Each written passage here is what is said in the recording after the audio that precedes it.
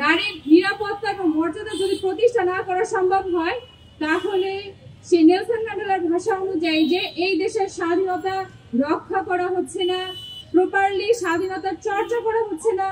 দেখতে পাচ্ছি ডিইউপির শিক্ষার্থীকে কিভাবে ধর্ষণের শিকার করা হয়েছে, এবং এই দেশে নারী নির্যাতনের যে কোনো বিচার হয় না, কোনো ধর্ষণের যে বিচার হয় না, ধর্ষককে যে প্রকাশ্যে শাস্তি দেওয়া হয় না, তার ফলস্বরূপ আমরা দেখতে পেয়েছি কিভাবে স্বর্ণময়ীকে আত্মহত্যা করতে হয়েছে। আমার প্রশ্ন হচ্ছে, দেশে বিচার ব্যবস্থা, আইন ব্যবস্থা থাকতে একজন ভিকটিমকে কেন আত্মহত্যা করতে হবে? কেন অভিযুক্তকে শাস্তি না দিয়ে পুনরায় বহাল করা হবে তার আগের পদে?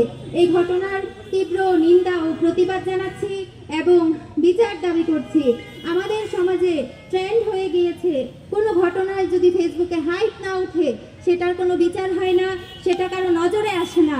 অথচ এমনটা হওয়ার কথা ছিল, থানায় অভিযোগ যাওয়া মাত্রই পুলিশ প্রশাসন, দেশের আইন বিভাগ, বিচার বিভাগ ভিকটিমকে সর্বোচ্চ সহযোগিতা করবে। বাধ্য হয়ে আমাদেরকে ফেসবুকে আওয়াজ তুলতে হচ্ছে, হাইপ তৈরি করতে হচ্ছে, যেন ভিকটিমরা সহজে বিচার পায়। এই ট্রেন্ড থেকে বের হয়ে আসার আহ্বান জানাচ্ছি দেশের বিচার ও শাসন ব্যবস্থা সহ দেশের সকল সচেতন মহলকে। বরঞ্চ আমাদের দেশে এমন একটা সিস্টেম তৈরি করতে হবে যেখানে থানায় বিচার যাওয়া মাত্র, অভিযোগ যাওয়া মাত্র অভিযুক্তকে সর্বোচ্চ সহযোগিতা করা হবে। আমরা আরো দেখতে পেয়েছি, যখনই কোনো ধর্ষণের ঘটনা ঘটে তখন ভিকটিমের ছবি সহ, তার নাম সহ, পারিবারিক তথ্য সহ প্রচার করা হয়, যেখানে অভিযুক্তের কোনো তথ্য আমরা দেখতে পাই না। এই ঘটনার তীব্র নিন্দা জানাচ্ছি।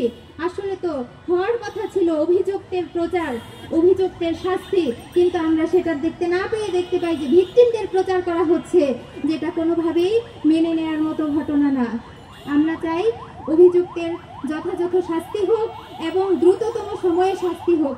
ইতিপূর্বে আমরা যে সকল ঘটনায় দেখেছি অভিযুক্তদের গ্রেপ্তার করা হয়েছে, কিন্তু পরবর্তীতে তাদের কি ধরনের শাস্তি দেওয়া হয়েছে সেটা এখনো পর্যন্ত দৃশ্যমান নয়, যার কারণে একের পর এক ধর্ষকরা রেহাই পেয়ে যাচ্ছে এবং আমাদের সমাজে এই ঘটনাগুলো বেড়েই চলেছে, কমছে না।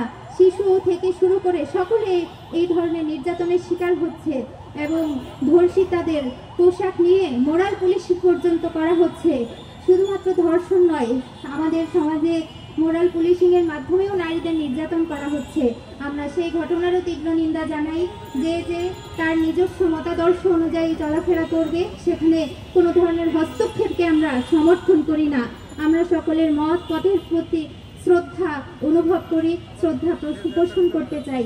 আমরা দেশের বিচার ব্যবস্থা এবং আইন ব্যবস্থার সংস্কারের দাবি করছি এবং আমরা চাই প্রত্যেকটা ঘটনার সুষ্ঠু তদন্ত হোক, প্রত্যেকটা ঘটনায় ভিকটিম যেন আদর্শ বিচার পায়, সেই দাবি আমরা জানাচ্ছি। এটা আসলে আমাদের জন্য কাম্য নয়, এবং একটি দেশে এবং সমাজে যখন নারীদের নিরাপত্তা এবং মর্যাদা প্রতিষ্ঠিত করা সম্ভব না হয়, তখন ওই দেশের শাসন ব্যবস্থা, আইন ব্যবস্থা, প্রশাসনিক কাঠামো সবকিছু প্রশ্নবিদ্ধ হয়। এই প্রশ্নবিদ্ধ একমাত্র কারণ হচ্ছে তাদের উদাসীনতায়।